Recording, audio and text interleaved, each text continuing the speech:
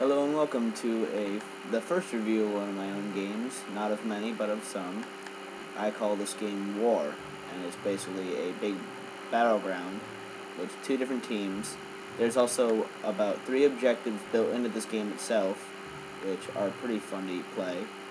If I can get enough gamer tags into the comments below, I may invite a bunch of you to this game if you are all interested. And then we can have a good old-fashioned game night, which I will record, obviously, and I will add your gamer tags into the description in my video that I will make. Guess I'll just go over the video. So these are going to be the beds for respawning on this side. And then I will go over the classes, and then I will go over the classes for the other side, then I will explain the game modes. And some hidden parts of this map that you'll probably find out easily enough. So this class is the Battle Mage, and it has 2 splash potions of harming, light armor, as in the leather, 1 splash potion of swiftness, and 1 wooden sword. As you can see, I have them in columns, so you can just hit Y all the way down, and then you will just equip everything, and you'll be all set for a big old-fashioned fight. The mechanic I will explain for one of the game modes, but basically he has a stone sword, 3 pieces of leather armor, dirt blocks, and rails, and those are actually pretty important for one of the game modes. You will find out later.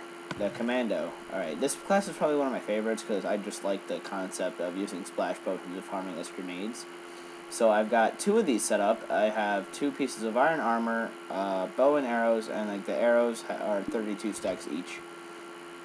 The Priest. This is not meant for attacking, so if you like to stay in the back and heal your entire team, this is perfect for you because it has 3 splash potions of healing and then 1 splash potion of regeneration.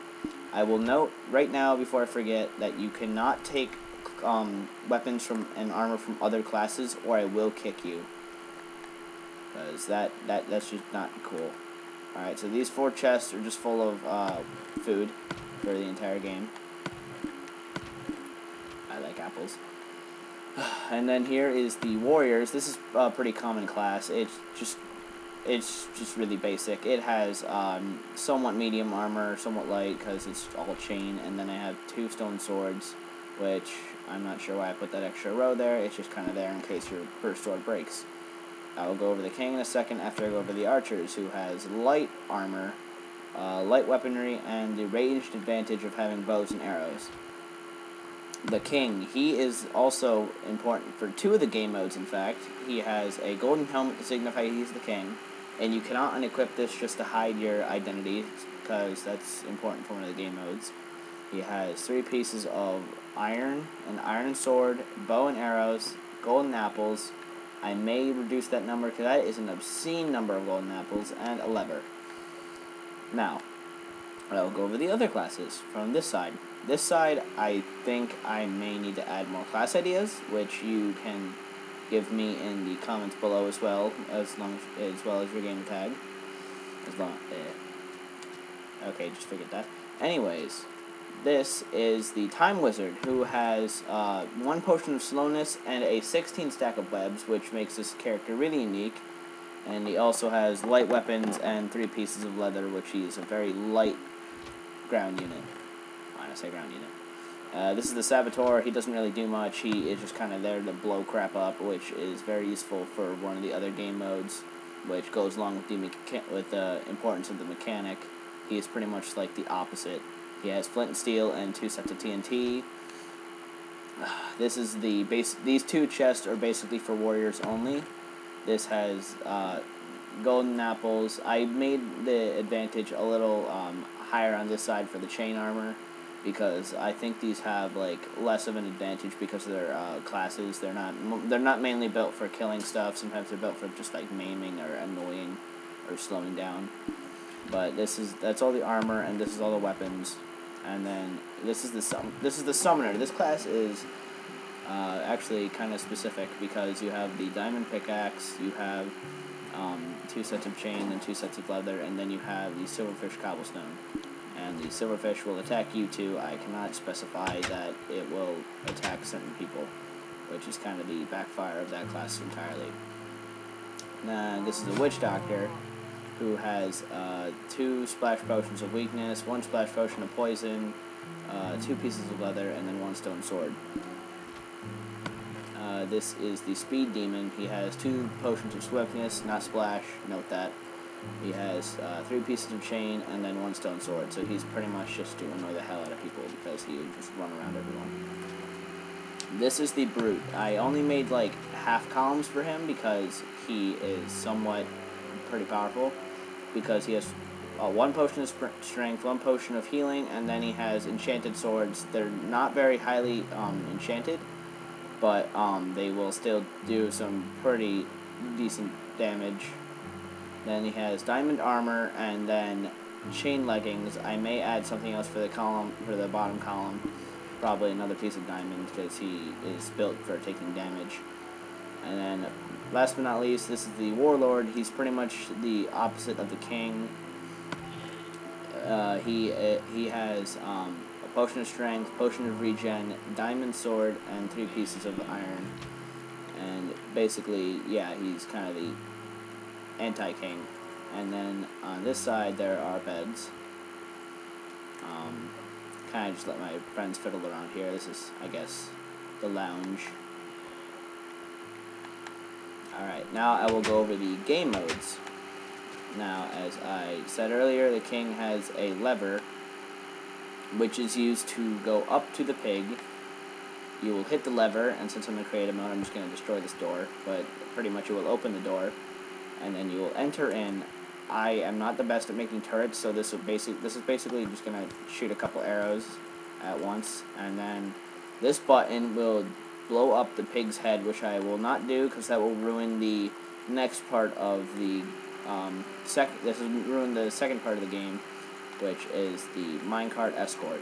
And that is basically why the mechanics and saboteurs are very important here, because you will need the minecart to push along the rails, and then you will need to push the button, which is a big aspect of the game. You cannot use the king's lever to push the button, to just have the buttons instantly held down forever, because that's cheating, as I said before. And okay, that was not supposed to happen. The pig's kind of stuck in the minecart. Sucks to be him. Okay, but anyway, the saboteur is basically a big aspect of the game because he can blow up the rails and completely cripple the other team. But that's why the mechanic is very useful, because he can rebuild the rail and then he can put grass blocks down so it doesn't have to go up and down ramps, because it's a pain in the ass. The last game mode is pretty simple. It's a pretty easy concept. It's just called Kill the King. The king will stay in his throne. He cannot go out into the battle, but he can just kind of sit inside of his castle and defend the castle itself, which is not part of a game mode. But yeah, he pretty much has the advantage in there because it is surrounded by all of his own troops, and the attacking team will have to work together to try to compose a plan, or just go in and try to kill the king, I guess. Now I will explain the hidden things of my map. There are 2 houses on the opposing sides. Yeah, any side can go in them, though. This has extra TNT and flint and steel. I guess that's pretty important for the minecart. You can take these for any class. These do not specify as classes, so this is a pretty big advantage for anyone. Like, if you're the brute class, you can take this, and you can have the ranged and melee advantage. This side has just an iron sword, because most things are stone in this, except for the warlord sword, which is diamond, as I said before. And then I put a chest on top of the pig, which there are ladders on his legs, as you saw earlier, which have bows and arrows in them, which is another just set of bows and arrows. And I made my form of an Enderman, which does not look like an Enderman at all. He kind of looks like a weird species of orangutan. But he does have a chest on the end of his back, which has ender pearls, a diamond sword, bow, and arrows. which this is a pretty big advantage to anyone who can get the ender pearls, because, you know, you can just teleport everywhere. But it is a challenge to get up here, for there is parkour that you need to get up here. Anyway, this is pretty cool. I made this myself, but I'm still not very good at it. I can get through this part pretty easily, though. The Enderman is just my challenge because, I don't know, ladders are just a pain for me. But you gotta jump over here, you gotta climb the different ladders, corner jump, sprint jump across from his leg to his arm, climb more ladders, it still sucks, and then you're on to his head, which is where the chest is. So that is basically the gist of my map. If you want to join a game of this, you can put your gamer tag in the description below. I will gladly accept any and all requests and comments on how I can improve my map to make it better for you people to play.